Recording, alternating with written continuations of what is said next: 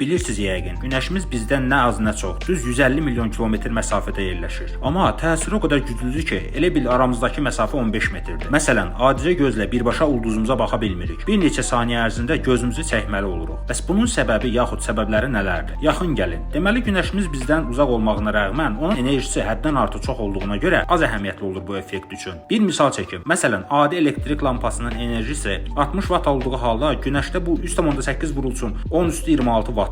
Müqayisəni özünüz təxmin edin. Əlavə olaraq Günəşdən təkcə adi işıq dalğaları yox, həm də zərərli elektromaqnit spektrinə aid dalğalar yer səthinə gəlib çatır. Məsələn, ultraviolet, infraqırmızı dalğa spektrindəki işıqlar. Həmçinin gözümüz bir növ linza kimi də işləyir. Yəni işığı bir nöqtəyə yığır və torq işığının üstünə fokuslayır. Sanki lupa ilə işıq topasını bir yerə kökləyirik. Nəticədə yanıq riski əmələ gəlir. Son olaraq gözlərimiz Günəşə birbaşa baxmaq üçün formalaşmayıb. Biz daha zəif işıqlara birbaşa baxa bilirik.